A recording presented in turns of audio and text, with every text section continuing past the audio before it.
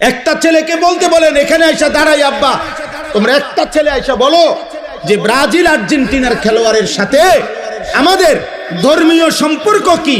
যদি ধর্মীয় কোনো সম্পর্ক না থাকে তো আমাদের রাষ্ট্রীয় সম্পর্ক কি? বাংলাদেশের অর্থনীতি, সামাজিক, বাংলাদেশের উন্নতি, প্রগতি, আধুনিকতার জন্য শুধু মাতৃভূমির মায়াও যদি থাকে, একটা নাফরমান বল এটা এখানে দাঁড়ায়া আর্জেন্টিনার ব্রাজিলের খেলোয়াড়ের সাথে আমাদের বাংলাদেশের উন্নতির কি সম্পর্ক? বল। ইসলাম তো আছে নাই, রাষ্ট্রের বলেন, রাষ্ট্রের বলতে বলেন, এ দেশের উন্নয়নে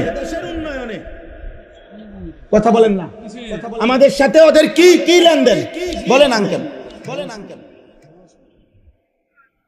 বলো না আব্বা। হ্যাঁ, একটা কথার বুঝায় কও যে একটা যুক্তি তো থাকবে হুজুর। এই ফুটবল বিশ্বকাপে যদি আমরা ব্রাজিল এবং আর্জেন্টিনার পক্ষে ব্যাপক লাফাইতে পারি, বিনিময়ে ওই দেশের লোকেরা যদি আমাদের প্রতি সন্তুষ্ট হয়, তাহলে আমাদের দেশের রেমিটেন্স বেড়ে যাবে, আমাদের দেশের তেল বেড়ে যাবে, আমাদের দেশের উন্নতি বেড়ে যাবে। একটা কিছু তো হবে, সেটা কি? সেটা কি বলো না আব্বা, বলো। কাতার বিশ্বকাপে প্রধান আলোচ্য বিষয় ছিল, আমরা স্পষ্ট পত্রিকা দেখছি, এখনো পিছনে সার্চ দিলে পাওয়া যাবে, কাতার বিশ্বকাপে প্রধান আলোচ্য বিষয় ছিল মদের বোতল। কাতার সরকার আইন করছিল স্টেডিয়ামের ভিতরে মদের বোতল সরাসরি খাওয়া যাবে না। এটা নিয়ে সারা বিশ্ব, ইউরোপ তখন বিতর্ক করছিল যে না, এটা স্বাধীনতায় হস্তক্ষেপ, যেখানে অবাধে মদের বোতল। ব্রাজিল বিশ্বকাপের সময় সরকারি ওরা হিসাব দিছিল ওই দেশে যে যে পরিমাণ আয় হবে, রাষ্ট্রের আয়, এই আয়ের যে খাতগুলো দিছিল আমি নিজ চোখে দেখছি, সেই খাতের একটি খাত হলো যে পরিমাণ হোটেলে নারী ভাড়া দেওয়া হবে, যে পরিমাণ বেশ্যাবৃত্তি হবে, দেহ বিক্রি হবে, ওইখান থেকে রাষ্ট্র বিশাল বড় টাকা আয় হবে। ওইটা একটা বড় খাত, একটা বড় খাত। আমি এই চোখে, আমি দেশে থাকি, আমরা সাদের দেশে থাকি না। আমি জেনারেল লাইনে পড়ালেখা করা ছেলে, আমি কুমিল্লা ভিক্টোরিয়া কলেজ থেকে মাস্টার্স পাস করছি, সরকারি কওমি 2 লাইনে মাদ্রাসা থেকে পড়ালেখা শেষ করছি, আলহামদুলিল্লাহ। এজন্য বলছি দোস্ত, পৃথিবীর খোঁজ খবর আমরাও রাখি, ইউরোপের প্রতিটা পদক্ষেপ আমরাও খবর রাখি। বলো না আব্বা, তোমরা ইনসাফের সাথে বলো, একটা ছেলে এই একটি ফুটবল বিশ্বকাপকে কেন্দ্র করে কি পরিমাণ জুয়ার খেলা হবে? এক এক খেলোয়াড়ের নামে, দলের নামে কত কোটি কোটি ডলার জুয়া হবে, জুয়া হবে। বলেন বলেন বলেন বলেন। খেলা হইল ফুটবল, কিন্তু 3 দেশে 3টা উদ্বোধনী অনুষ্ঠান হবে, 3 দেশের সম্মিলিত আয়োজনে 3টা উদ্বোধনী অনুষ্ঠানের মধ্যে অসংখ্য নর্তকী নাচবে। তো নারীর নাচের সাথে ফুটবলের কি সম্পর্ক?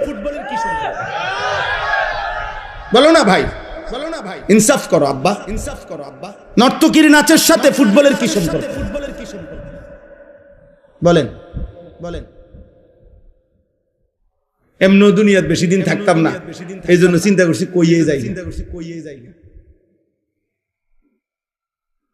বুঝেন না, বুঝেন না? কে এর ষড়যন্ত্র করব, কে হুমকি দিব, কে ধমকি দিব, যে যেটাই করব কোনো অসুবিধা নাই। গুলি করুক আর গুম করুক, খুন করুক আর জখম করুক, যে যেখান থেকেই মেরে ফেলুক, শেষ পর্যন্ত আল্লাহর কাছে ফেরত পাঠাবে, ফেরত পাঠাবে না। আর ওই মালিক জুলুম করবে না, তিনি ইনসাফ করবেন, তিনি ইনসাফ করবেন। তিনি তো দেখছেন, তার জন্য বলছি, তার জন্য বলছি, তার জন্য বলেছি কি, তার জন্য বলেছি কি। দুনিয়া খুব কেয়ারফুল থাকলেও মরে যায়, একেবারে খুব। আমি আমার পরিচিত একজন করোনার সময় 4 তালাত একদিনের জন্য নামে নাই, ওনার পরিবার বলছে উনি মারা গেছে, আর হচ্ছে শুধু হুজুর একদিন বিকাশে, আরে মোবাইলে কোনোভাবে টাকা নাই, কেউ ফোনটা ধরতেছে না, শুধু নিচে বিল্ডিং এর ওনার নিচতলার সামনেই দোকান, নাইমা দোকানের শুধু কইছে টাকা দিত, সাথে সাথে উঠে গেছে। এই সময়ে করোনা ধরে লাগছে, উনি মরে গেছে, উনি মরে গেছে। সর্বোচ্চ সতর্ক অবস্থায় উনি মারা গেছে, অসতর্ক অবস্থায় কোটি কোটি মানুষ মরে নাই। বুঝেন নাই কথাটা? তাহলে মূলত সতর্কতা অসতর্কতা, সতর্ক থাকতে নিষেধ করি না, কিন্তু মূল কথা হলো 3 বেলা নিয়মিত খানা যে খায় তারও মৃত্যু হয়, অভুক্ত যে থাকে তারও মৃত্যু হয়। মৃত্যু কারোই থামে না। আমার ভাই বন্ধু, অতএব আলহামদুলিল্লাহ অনেক মেহনত। আমার প্রিয় মাকসুদ ভাই লাকসামের, যে আমারে দাওয়াতটা দিছে, অনেকবার পেরেশানি করছে। এই মানুষটা দিন রাত নিজের এলাকায় কোথায় কোনখানে একটা মাহফিল, একটা আলেম ওলামা আনা যায়, ওনার সারা দিন এই ফিকির, সারা দিন আমার কতভাবে যে বুঝাইয়া আনছে যে হুজুর অনেক ভালোবাসা নিয়া এলাকার সর্বস্তরের জনগণ মিলে, নওজোয়ান ছেলেরা, বয়স্ক বাবা চাচারা সবাই আন্তরিকতা নিয়ে এই মাহফিলটা সাজাইছে। খতিব সাহেব, ইমাম সাহেব উনিও বললেন মাশাআল্লাহ, আমি আপনাদের সবাইকে মোবারকবাদ জানাই, আপনাদের সকলের ভালোবাসা আন্তরিকতা।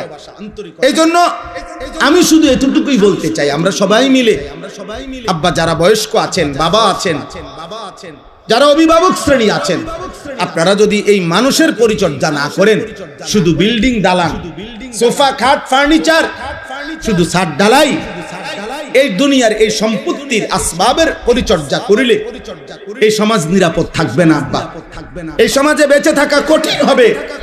এই জন্য হাত জোড় করে আল্লাহর কোরআন সামনে বললাম, মানুষের পরিচর্যা, ছেলেটাকে ছেলে বা মানুষ বানান, মেয়েটাকে মানুষ বানান, ইনসান বানান, ইনসান, নট ইকোনমিক্যাল অ্যানিম্যাল। শুধু অর্থনৈতিক প্রাণী বানায়েন না, মানুষ বানান।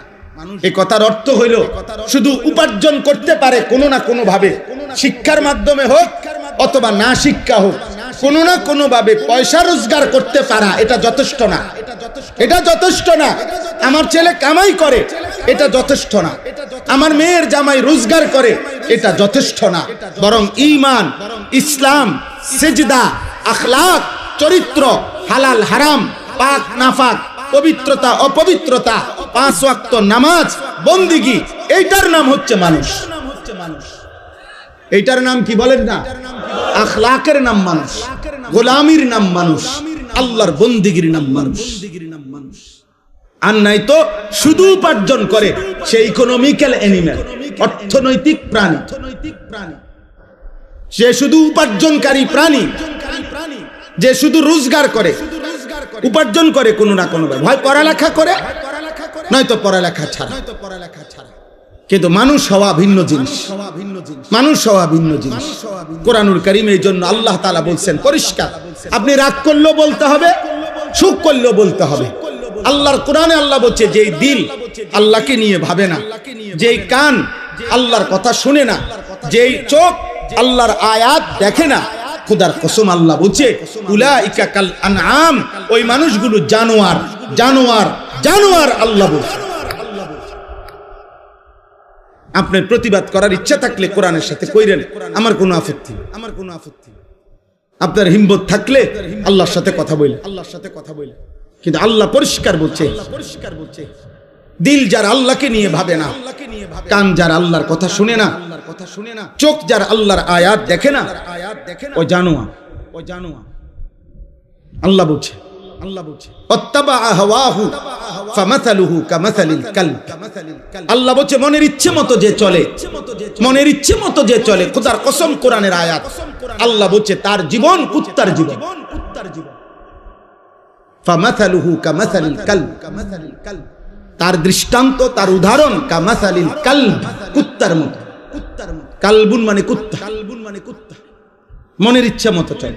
তোমরা যারা 5 ওয়াক্ত নামাজ পড়ো না, তোমরা নিজের ইচ্ছায় না আল্লাহর ইচ্ছায় পড়ো না, কথা বলে না। আল্লাহ তাআলা বলে নিজের ইচ্ছায় যে চলে তার উদাহরণ কুত্তার মতো। 365 দিনে একদিনও ফজরের নামাজ পড়তে পারলা না, কারণটা কি? আল্লাহকে এভাবে ভুলে যায় মানুষ,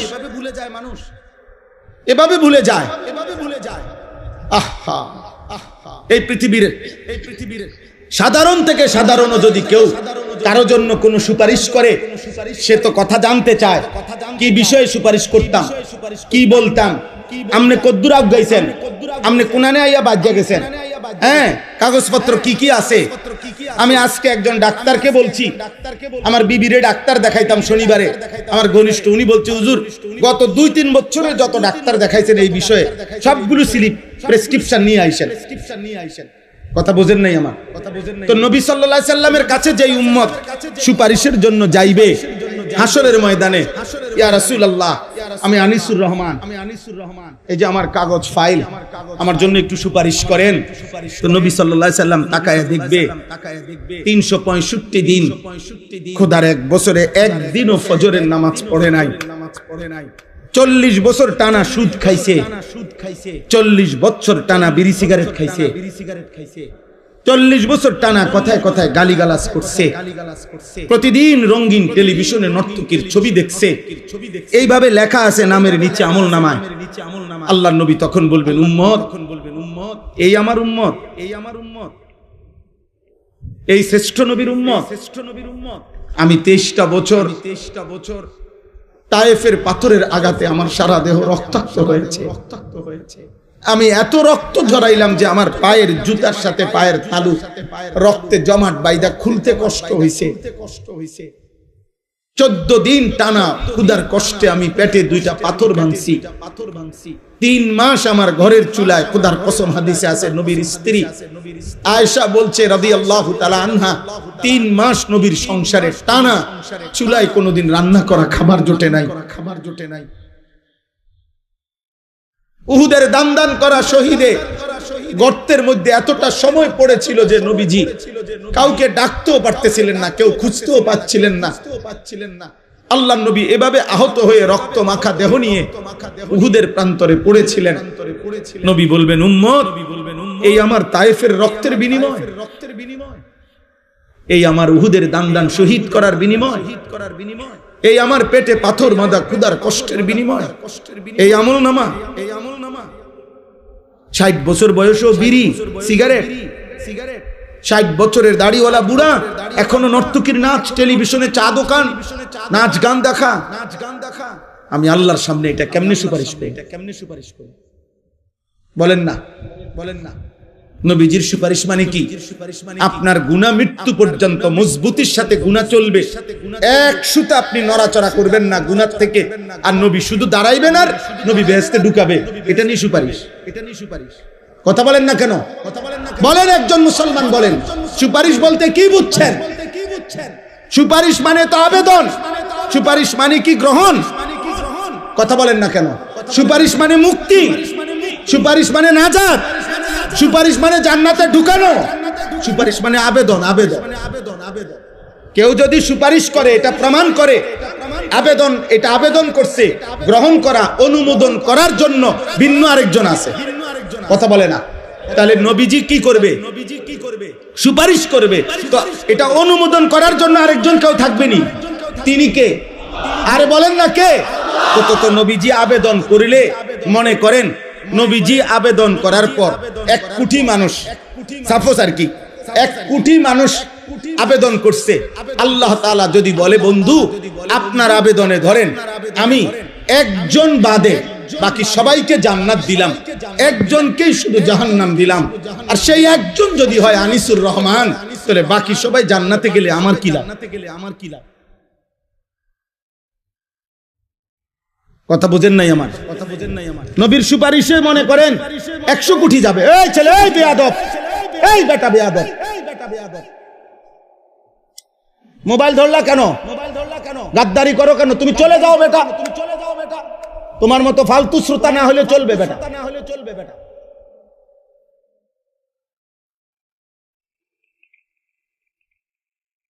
জি বাবা, আপনারা ধরে বুঝান আপনাদের ছেলেদের। বলেন একটা লোক যদি একজন, আরে ভাই একজন আমি যদি জাহান্নামী হই, যারে আল্লাহ জাহান্নাম দিবে সে যদি আমি হই, বাকি সবাই যদি জান্নাতে যায়, আমার কি লাভ? কথা কন না, আমার কি লাভ? দোস্ত আমার, বন্ধু আমার, আমি সর্বোচ্চ আবেগ দিয়ে বলছি, রাগ হইও না ভাই, আমি মোবাইলের এটা মাইনে নিতে পারি না। আমার কথা হলো সে না শুনুক, আমার কোনো আপত্তি নেই, আমি জীবনভর আজকে আলহামদুলিল্লাহ আল্লাহর দয়ায় 22 বছরের এই ছোট্ট ওয়াজের জীবনে কখনো 10 জন মানুষের সামনে বয়ান করছি, কখনো 10,000 মানুষের সামনে বয়ান। এটা কোনো বিষয় না। এই কোরবানির ঈদের আগের দিন বুধবার রাতে এশার নামাজের পরে আমি যখন বয়ান করছি তখন 10-15 জন মানুষ ছিল। আমি বলে গেছি একম পক্ষে 1 ঘন্টা আল্লাহর কথা বলতে হবে, বন্ধ করা যাবে না। আমরা ইয়াকিন করি যে আমাদের দায়িত্ব শুধু কলিজার সবটুকু দিয়ে বলা, চূড়ান্ত ফয়সালা আল্লাহর হাতে। ফয়সালা কার হাতে? হেদায়েত দিবে কে? জীবন পরিবর্তন করবে কে? আল্লাহ আল্লাহ আল্লাহ আল্লাহ আল্লাহ আল্লাহ। হেদায়েত কারো হাতে না, শুধু আল্লাহর হাতে। হেদায়েত নবী সাল্লাল্লাহু আলাইহি সাল্লামের হাতেও না। কার হাতে? যার কারণে যে নবীর কথায় আবু বকর এক কথায় কালেমা পড়ছে, সেই নবীর কথায় 10 বছর এক টানা আপন চাচা আবু তালেবকে নবীজি দাওয়াত দিছে। আর মোট 38 বছর আবু তালেব 38 বছর নবীজির খেদমত করছে। কত বছর? 38 বছরের খেদমত করছে আবু তালেব নবীজির। আর নবীজি 10 বছর তাকে কালেমার দাওয়াত দিছে, কিন্তু মৃত্যু হয়েছে ঈমান ছাড়া, কারণ আসমানওয়ালা রব ফয়সালা দেয় নাই। বলে নবীজি কাঁদছে, চোখের পানি ফেলছে, ফেলে নাই। বুখারীর riwayat, কুল লা ইলাহা ইল্লাল্লাহ কালিমাতান আশহাদু লাকা বিহা ইনদাল্লাহ। আল্লাহর নবী বলছে চাচা একবারের জন্য কালেমাটা পড়ে, একবার শুধু বলেন চাচা, আপনি শুধু বলে রাখলে হাসরের ময়দানে আমি আপনার জন্য আল্লাহর নিকট সাক্ষ্য দেব। হাদিসের মধ্যে আছে আবু তালেব নবীজি ফালাম ইয়াজাল বারবার বলতেছিলেন, আর আবু জাহেল আর উমাইয়া ইবনে খালফ এই দুইজন কাফের বারবার নিষেধ করছিল। দুই পাশে দুইজন, এ পাশে নবীজি, এ পাশে দুইজন কাফের, আবু জাহেল এবং উমাইয়া। এই দুইজন বলতেছে আবু তালেব বাপদাদা পূর্বপুরুষের ধর্মের মূর্তি পূজার বিরোধিতা করিস না, বেজ্জতি করিস না। আর আল্লাহর নবী বলছে চাচা একটাবার পড়ে। কোন কিতাবের মধ্যে আছে শেষ পর্যন্ত নবীজি বলছে চাচা আমার কানে কানে বলে, আমি শুধু শুনে রাখবো, কিয়ামতের দিন সাক্ষ্য দেব। আবু তালেব পড়ে না, খোদার কসম পড়ে না। কিতাবে আছে শেষ পর্যন্ত নবীজি বলছে চাচা আমি পড়ি, আপনি শুধু ঠোঁটটা লারেন। আমি তবুও বলবো আল্লাহর কাছে যে আল্লাহ আমার চাচা ঠোঁট লাড়ছে, মনো কালেমাই পড়ছে। আবু তালেব ঠোঁটও লারে নাই। শেষ পর্যন্ত আছে। এবার নবীজি বলছে এরকম হাত জড়ায় ধরে বলছে চাচা আপনি আগুনের মধ্যে কেমনে শুইবেন? আপনি আগুনে পুড়বেন। আপনি আমার 38 বছর খেদমত করছেন, আপনি জাহান্নামের আগুনে পুড়বেন। চাচা আমি এটা সহ্য করব। আপনি তো আগুনে পুড়বেন। এই তখন আবু তালেব একটা কথা বলছে, এই কারীম আবু তালেব বলছে ভাতিজা মুহাম্মদ আন-নারু খায়রুম মিনাল আর। আপনারা সবাই মনে রাখবেন। আবু তালেব বলছে মুহাম্মদ দুনিয়ার মানুষের কাছে লজ্জিত হওয়ার চাইতে আগুনে পোড়া ভালো। শুনছেন এমন কথা? আন-নারু খায়রুম মিনাল আর। কিতাবের আবার বলছে মুহাম্মদ প্রয়োজনে জাহান্নামের আগুনে পুড়ব, কিন্তু সমাজের মানুষের কাছে বেজ্জতি হতে পারবে। অসংখ্য বাবা মার হিসাব তো এটা। 3 দিন ধরে বিয়া বাড়িতে ডেকসেট বাজতে আছে। এবারটার কথা হইল প্রয়োজনে হাসরের ময়দানে জাহান্নামের আগুনে পুড়ব, কিন্তু জিফুত নায়নাতুরের কাছে বেজ্জতি হতে পারবে। ফুলাইনে শক করছে। ফুলাইনে কি করছে? ফুলাইনে শক করছে। হ্যাঁ বেটা বেডি এক প্যান্ডেলে খাওয়াইতে আছে, ও গুনাহ হইব তো, ও অক গুনাহ কিতা করন যাইবা। আর হয়তো কিছু পিঠা খাওন লাগবো কবরে, কিন্তু বেজ্জতি থেকে তো বাঁচতে। গ্রামে বেজ্জতি হইছে না? মানুষে এবারে একটা আলগি দিয়া টাঙ্গাইয়ে থইছে ইজ্জত দিয়ে। বুঝেন নাই কথা? হ্যাঁ, এই মানুষের কাছে যাতে বেইজ্জতি না হয় এই জন্য গুনাহটাকে কি করে নিছে, মেনে নিছে। কথা বোঝেন না? একটা হাইয়েস এটার ভিতরে বেড়া বেড়ি ফুলা মাইয়া, হ্যাঁ, চাপ দিয়ে বইয়ে লাও, মাত্র 10 কিলোমিটারের পথ, এত ফর্দা ফুদ্দা পোহাইও না, এত এত এত জমিদারি করো না, বইয়ে লাও বেড়া বেড়ি এক লগে, যে জান দিয়ে জায়গা পাও বইয়ে লাও। এটা জায়েজ হয়ে গেল, এটা 2 কিলোমিটার হইলে এটা জায়েজ, 10 কিলোমিটার পথ কম হইলে বেড়া বেড়ি এক লগে বইন জায়েজ নাকি? বিয়ার রাত, বিয়া বাড়ি, আপনার স্বাস্থ্য বোন, জ্যাঠতো ভাই, ভাই বোন, ছোট ছোট বাচ্চা 10 বছর 12 বছরের মনে করেন সব দিদি এক কান্দে হটাই দিচ্ছে, বিদ্যালয় সবাই একটা বালিশ দিয়ে দে, সবাই শুইয়া লাইলো এক লগে। এটা হালাল না হারাম? তো এই এত দিকে গুনাহ করে এরপরে শেষ সমস্ত নাফরমানি কমপ্লিট কইরা এরপরে ইমাম সাহেবের কাছে দায়িত্ব, হুজুর খাস করে দোয়া করে দেন, আল্লাহ যেন কত সুখে রাখে, আল্লাহ যেন এই 70,000 টাকার যে বিয়ার গেটটা আল্লাহ যেন এটা বরকত দেয়, গায়ে হলুদের যে অনুষ্ঠানে বেড়া বেড়ি নাচছে আল্লাহ যেন এটা বরকত দেয়, পুরাটা অনুষ্ঠান যে ভিডিও করছে আল্লাহ যেন এটার মধ্যে বরকত দেয়, বেড়া বেড়ি যে একই হাইয়েসের মধ্যে সাইপা বইছে আল্লাহ যেন এটার মধ্যে বরকত দেয়। দিব আদিবার দিব, আপনি টের পাইবে, রোদ উঠলেই বুঝবেন, বুঝেন নাই? আস্তাগফিরুল্লাহ, আস্তাগফিরুল্লাহ, বলেন নাউজুবিল্লাহ, বলেন নাউজুবিল্লাহ। মুসলমান মনে রাখবেন আমার শেষ কথা, চোখ বন্ধ করলে ঝড় থামে না, মাথা নোয়ায়া ফেললে ঝড় থামে না। ওট পাখির স্বভাব, তুফান দেখলে বালুর মধ্যে মাথা ঢুকায়, চামচিকার স্বভাব, বাদুরের স্বভাব, আলো ফুটলে মাথা নিচের দিকে দিয়া চোখ বন্ধ করে রাখে। তার মানে সে বুঝাইতে চায় আলো আসে নাই, না আলো আসছে, তুমি মাথা নোয়াই লাইছো। এই জন্য আপনি যদি বলেন আমি বুঝি নাই, চোখ বন্ধ করে যদি আপনি কোন তুফান নাই, না তুফান ঠিকই আসতেছে, আপনি চোখ বন্ধ করে রাখছেন, তা আপনি বুড়া মানুষ, গ্রামের মানুষ, বুঝি নাই, বা ওই এখনকার যুগের কুম, আগের মতো সাফাসাফি করলে হইতো না, এই সব কিছু বললেই কবরের আযাব মাফ হয়ে যাবে, জাহান্নামের আযাব মাফ হয়ে যাবে। খোদার কসম এটা হবে না। ইমাম সাহেব আর মুক্তা দিয়ে, মুসল্লি আর হুজুরে, পাবলিকে আর জনগণে আমরা একত্র হইয়া গেলে কবরের আযাব মাফ হবে না। আমনে উনি আমারে কইলো, আমি ইমাম সাহেবরে কইলেন, আমনে হুজুর বুঝেন তো অন কি আর এই যুগ আসেনি? হুজুরে কইলো আচ্ছা বুঝি তো, হ্যাঁ ঠিক আছে, আল্লাহ ভরসা চালাইয়া নেন। হ্যাঁ, ইমামে আর মুসল্লি মিল্লা গেলে আখিরাত ক্লিয়ার, পিসাবে আর মুরিদে মিল্লা গেলে আখিরাত ক্লিয়ার। হ্যাঁ, কি মিল্লা জিল্লা কুমিল্লা, মিল্লা জিল্লা আখিরাত না। ওয়ামতাজুল ইয়াউমা আইয়ুহাল মুজরিমুন। আল্লাহ তাআলা হাসরের ময়দানে বলবে, ফেরেশতা প্রত্যেকটা নাফরমান বেঈমানরে আলাদা কর, বাইর কর গার ধাক্কা দিয়া, ওয়াকিফুহুম ইন্নাহুম মাসউলুন। আল্লাহ বলবে, ফেরেশতা প্রত্যেক পাপীকে 3 জন একসাথে করবি।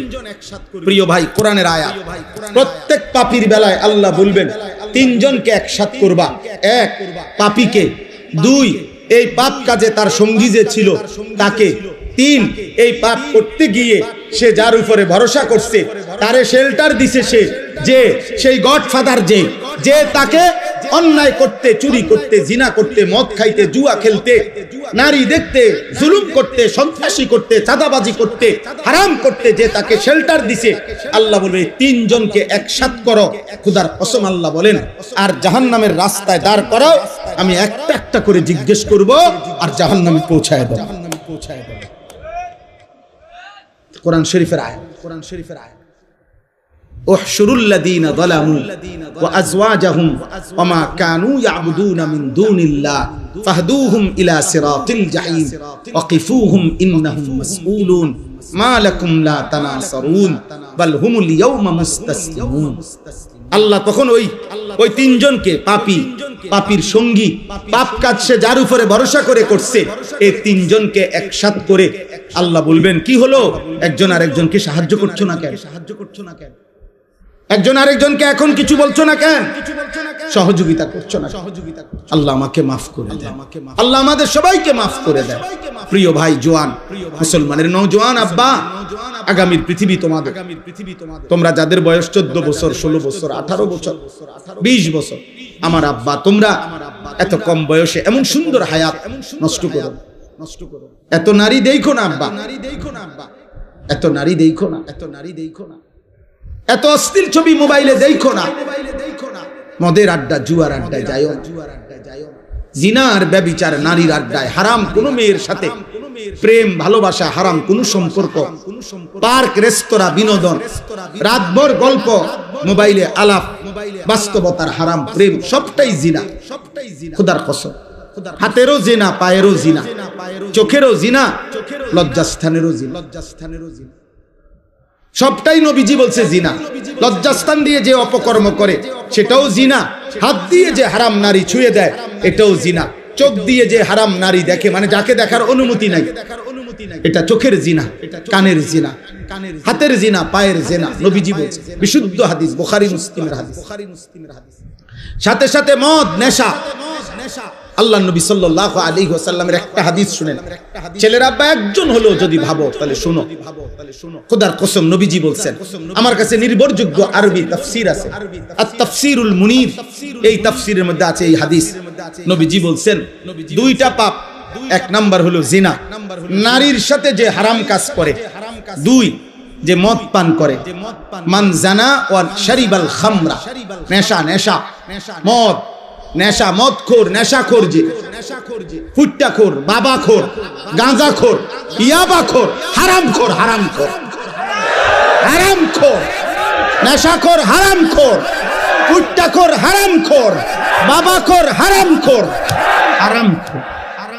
আল্লাহ নবী বলে যে ব্যভিচার করে এবং মদ পান, নেশা করে, খোদার কসম নবী বলে, নাজা আল্লাহু মিন কলবিহিল ঈমান, আল্লাহ তাআলা ওই পাপের সময় আল্লাহ তাআলা তার কলিজা থেকে ঈমানটা টেনে খুলে ফেলে। কসম খোদার, এই কোরআন হাতে, নাজা আল্লাহু মিন কলবিহিল ঈমান কামা ইয়াখলাউল ইনসানু আল কামিসা মিন রাসিহি। নবীজি বলেন, মানুষ যেমন তার গায়ের জামা খুলে ফেলে, ঠিক তেমনি ভাবে আল্লাহ তাআলা নেশাখোর আর নারীর সাথে যে অপকর্ম করে তার কলিজা থেকে ঈমান এভাবে খুলে ফেলে। কি সাংঘাতিক কথা বলো, কি সাংঘাতিক কথা বলো। এই ব্যভিচারীকে আল্লাহ যেন বলে, এদিকে ওয়েট, কই যাচ্ছ? বেডি দেখবা, উলঙ্গ ছবি, নর্তকী, জিনা ব্যভিচার, হারাম নারীর আড্ডায়, ওয়েট 1 মিনিট। আল্লাহ যেন ডাক দিয়ে বলে, দাঁড়াও দাঁড়াও, আমার ঈমান আমারে দিয়া যাও, যা এবার বেঈমান যা, এবার বেঈমান যা। যে মদ পান করে, নেশাখোর, আল্লাহ তাআলা বলে, দাঁড়া 1 মিনিট, নেশাখোর, দাঁড়াও দাঁড়াও, আমার ঈমান আমারে দিয়া দাও, যাও এবার বেঈমান যাও, এবার বেঈমান যাও, যা।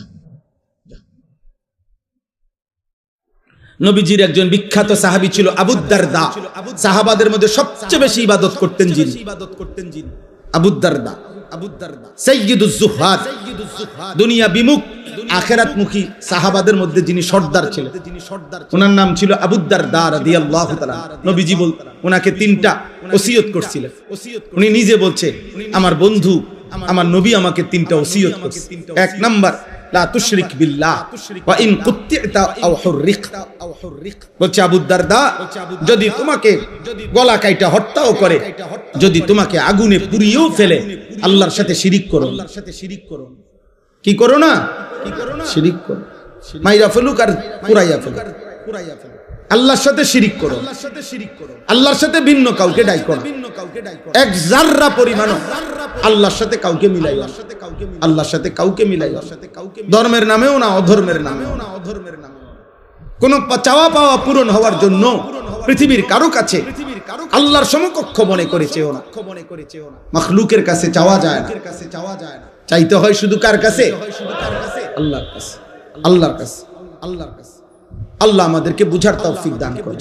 2 নাম্বার, লা তাতরুকিস সালাতা মুতাআম্মিদান মাকতুবাতান। কোন ফরজ নামাজ, ফজর, জোহর, আসর, মাগরিব, ইশা, জুমা, এরকম ফরজ নামাজ নবীজি বলছে ইচ্ছে করে ছেড়ে দিও না, ফামান তারাকাহা ফাকাদ কাফারা, যে ইচ্ছে করে ফরজ নামাজ ছেড়ে দেয় মনে রেখো সে যেন কাফিরি হলো। 3 নাম্বার, লা তাশরাবিল খামরা, মদ পান করো না, ফা ইন্নাহা মিফতাহু কুল্লি শার, কেননা মদ নেশা সমস্ত পাপের চাবি। মদখোর যে নেশা করে সে নারী লোভী, সে জুয়া খেলে। যেখানে মদের আড্ডা সেখানে গানের আড্ডা, যেখানে গানের আড্ডা সেখানে নারীর আড্ডা। এই 3 জিনিস, মদ, নারী, গান, বাদ্য, এই 3 জিনিস এক ক্ষতি এনে 3 দাগ। বুঝেন নাই? একই ক্ষতি আনে। যেখানেই মদের আড্ডা সেখানে নারীর আড্ডা, সেখানে গানের আড্ডা, এই 3টে একসাথে চলে। নাউজুবিল্লাহ, দয়া করে গুনাহ থেকে ফিরে। ছেলের আব্বা ধরে নাও, তোমার দিকে কেউ নজর দিল না, মা ভুলে গেল, বাপ ভুলে গেল, এই সমাজের সবাই তোমাদেরকে ভুলে গেছে। আব্বা, তোমরা অনেক ছেলে আছো এমন, মোবাইল 24 ঘন্টা তোমাদেরকে পাগল বানায় রাখছে। নারী দেখতে দেখতে, ছবি দেখতে দেখতে, অশ্লীল দৃশ্য দেখতে দেখতে আজ তুমি মাথার চুল থেকে পায়ের নখ দিয়া এই পুরা বডিতে কোথাও তুমি বুঝাইতেও পারতা না যে তুমি মুসলমান কেমনে, মুসলমান বলো না ভাই, যদি কেউ এভাবে তোমরা মনে করো কেউ তোমারে বাধা দেয় না, কিন্তু এরপরও তুমি আল্লাহর কাছ থেকে ছাড় পাইবা না। তুমি নিজেরে নষ্ট করো না, আমার এই শেষ কথা অনুরোধ করলাম। এটা আমার কলিজার একটা ব্যথা। আমি ব্যক্তিগতভাবে মুসলমান কিশোর, যুবক, নওজোয়ান, তারা আল্লাহর দিকে ফিরুক, সবাই সবার জায়গায় পড়ুক, আমার মানা নাই। স্কুলে পড়ো, কলেজে পড়ো, ইউনিভার্সিটিতে পড়ো, কোনো অসুবিধা নেই। আল্লাহকে ভুলো, নামাজকে ভুলো না, হালাল হারামকে ভুললো না। আমরা মুসলমান। এটা আমাদের প্রথম পরিচয়, এটা আমাদের শ্রেষ্ঠ পরিচয়, এটা আমাদের প্রকৃত পরিচয়, এটা আমাদের শেষ পরিচয়। এটা আমাদের কি? শেষ পরিচয়। এটা আমাদের কবরের পরিচয়, এটা আমাদের আখিরাতের পরিচয়। আমরা মুসলমান, আমরা ঈমানদার। আমাদের আল্লাহ আছেন, আমাদের নবী সাল্লাল্লাহু আলাইহি সাল্লাম আছেন, আমাদের কোরআন আছে, আমাদের ইসলাম আছে। এই 4টেই শ্রেষ্ঠ। আমাদের আল্লাহ সর্বশ্রেষ্ঠ, আমাদের নবী সর্বশ্রেষ্ঠ, আমাদের কিতাব সর্বশ্রেষ্ঠ, আমাদের ধর্ম সর্বশ্রেষ্ঠ। আমি অন্যের কাছে যাব কেন? বলো না ভাই, আমি কিসের অভাবে অন্যের কাছে যাব? আমার কাছে কোনটা নাই? এই 4টার কোনো একটাই আমাদের চাইতে বেশি কারো কাছে আছে? হিন্দুদের কাছে, বৌদ্ধদের কাছে, ইহুদিদের কাছে, খ্রিস্টানদের কাছে, নাস্তিক মুরতাদদের কাছে। আমরা অন্যের কাছে যাব কেন? কেন যাব ভাই? অতএব আমি অনুরোধ করছি, দয়া করে আমরা প্রত্যেকে আল্লাহর দিকে ফিরি। আমার এই সমস্ত যুবক ভাই, অনেক শ্রদ্ধেয় বাবারা আছেন, আপনাদের সামনে ছেলেরা তোমাদেরকে বললাম, ফজরের নামাজ পড়ো। আমার একটা জীবনের মেহনত, আমি ফজর ক্যাম্পেইনের কাজ করি সারা বাংলাদেশে। আমার অসংখ্য ছেলে আছে আমাদের, যারা আমাদের কলিজা দিয়া মহব্বত করে। এখানেও আছে আমাদের ছেলে, আলহামদুলিল্লাহ, যারা ফজর ক্যাম্পেইনের একটা কাজ করি আমরা। মানে হলো ফজর নামাজের মুসল্লি বৃদ্ধির চেষ্টা। ক্যাম্পেইন মানে প্রচারণা, ফজরের মুসল্লি বৃদ্ধির প্রচারণা। আমাদের একটা স্বপ্ন, সারা বাংলাদেশের মসজিদে জুমার নামাজ আর ফজরের নামাজের মুসল্লি বরাবর হবে। আর এটা কিতাবের মধ্যে আছে ভবিষ্যৎবাণী, আসমানি কিতাবের ভবিষ্যৎবাণী, যে মুসলমানদের যখন জুমার নামাজ আর ফজরের নামাজ মুসল্লি বরাবর হবে, কসম আল্লাহর, কিতাবের কথা এটা, সেদিন মুসলমানদের হাতে গোটা পৃথিবীর বিজয় হবে, পৃথিবীর সমস্ত বেঈমানের উপরে ঈমানের পতাকা উড়বে। কোন দিন? জুম্মা আর ফজর বরাবর হবে। এখন বলেন তো, আমাদের জুম্মা আর ফজর বরাবর? ফজরের মুসল্লি অর্ধেক, 4 ভাগের 1 ভাগ, অনেক, এখনো বহু দূর। আমাদের বিজয় এখনো বহু দূর। এই জন্য সারা বাংলাদেশে আমরা আলহামদুলিল্লাহ এই কাজটা করি। বয়স্ক বাবা, মজ বয়সী যারা আছেন, আপনাদেরকে বলি, ফজরের নামাজ পড়ে। খোদার কসম, এই কোরআন হাতে ধরে বললাম, নবীজি বারবার একাধিক বুখারীতে হাদিস আছে, মুসলিমে হাদিস আছে। অসংখ্য সাহাবী বর্ণনা করছেন নবীজির থেকে। নবীজি বলছেন কোন ব্যক্তি মুমিন নাকি মুনাফিক এটা চিহ্নিত করার প্রথম প্রকাশ্য প্রমাণ হলো ফজরের নামাজ। কোন নামাজ? কোন নামাজ? খোদার কসম, ফজরের নামাজে প্রমাণ হয় সে কি মুমিন নাকি মুনাফিক। হাদিসে আছে হযরত উবাই ইবনে কাব রাদিয়াল্লাহু তাআলা আনহু বলেন নবীজি যাকে সন্দেহ করতেন ঈমানের ব্যাপারে তাকে ফজরের নামাজ সালাম ফিরিয়ে খুঁজতেন। সালাম ফিরিয়ে খুঁজতেন। একদিন দুই দিন না দেখলে নবীজি বলতেন মনে রেখো মুনাফিকের জন্য এশা এবং ফজরের নামাজ জামাতে পড়া কঠিন। কসমান হযরত আব্দুল্লাহ ইবনে ওমর বলেন, নবীজির বিখ্যাত সাহাবী, তিনি বলেন নবীজির জামানায় কেউ যদি ফজরের নামাজে মসজিদে না আসতো আমরা তাকে দুইটা জিনিস ভাবতাম, হয় সে অসুস্থ রোগাক্রান্ত আর নয়তো মুনাফিক। হয় আমরা এটাই বুঝতাম হয়তো সে অসুস্থ আর নয়তো মুনাফিক। নবীজি বুখারীর হাদিস আছে, নবীজি সাল্লাল্লাহু আলাইহি সাল্লাম ফজরের নামাজের গুরুত্ব বলে আল্লাহর নবী বলছেন আমার মন চায় জামাতের ওয়াক্ত হইলে একজনকে বলি ইমামতি করো, আর আমি নিজে কিছু লোক নিয়া লাকড়িতে আগুন ধরাইয়া আমার মন চায় ইলা কওমিন লা ইয়াশহাদুনাস সালাহ, যারা ফজরের জামাতে আসে নাই আমি তাদের ঘরগুলোতে যাই, বা উহাররিকা আলাইহিম বুয়ুতাহুম বিন্নার, অতঃপর তাদের ঘরগুলো তাদেরকে শুদ্ধা আগুনে পোড়ায়। কি মনে করছেন আব্বা বিষয়টা? খামখেয়ালি মনে করছেন? ফুলাইন মানুষ হেবড়া কয় ফুলাইন মানুষ, বাপে কয় ফুলাইন মানুষ, মায়ে কয় ফুলাইন মানুষ, আস্তে আস্তে ঠিক হয়ে যাবে। হেবড়ারে কইছে জিবরাইল, হেবড়ারে কইছে 18 বছরের এখনো বলে ছোট ফুলাইন, আস্তে আস্তে ঠিক হইব। ধরেন 85 বছর বয়স যখন হইব আল্লাহর রহমতে তখন তারের মতো সোজা হয়ে যাবে। কারণ তখন তার শরীরে আড্ডি গুড্ডি গিরাগারি জোরাজারি সব ছেড়ে দিছে, তখন সোজা না হইয়ার উপায় আসেনি। হ্যাঁ, এটা নিয়ে সোজা হওয়া। তাইলে আস্তে আস্তে ফেলে রাখলে অযত্নে অবহেলায়, মনে রাখবেন কোন জিনিস অযত্নে অবহেলায় ঠিক হয় না, নষ্ট হয়। লোহাও যদি মাটির উপরে ফেলে রাখে মাটি লোহা হয় না, লোহা মাটি হয়ে যায়। এজন্য উপযুক্ত সন্তানও যদি অযত্নে অবহেলায় পরিচর্যাহীন ঈমান আমল আখলাকের নজরদারি শক্তভাবে যদি না ধরে রাখেন তাইলে আস্তে আস্তে অসৎ বন্ধু, অসৎ চরিত্রহীন আর মোবাইলের আসক্তিতে একদিন নষ্ট হয়ে পচা গলা দুর্গন্ধ ছুটবে। আমার ভাই, অতএব ফজরের নামাজ আলহামদুলিল্লাহ আপনারা যারা এই কি যেন নাম আপনাদের এটা বাকড্ডা সামাজিক উন্নয়ন ফাউন্ডেশন, আপনাদের অনেকের গায়ে সুন্দর গেঞ্জি দেখছি।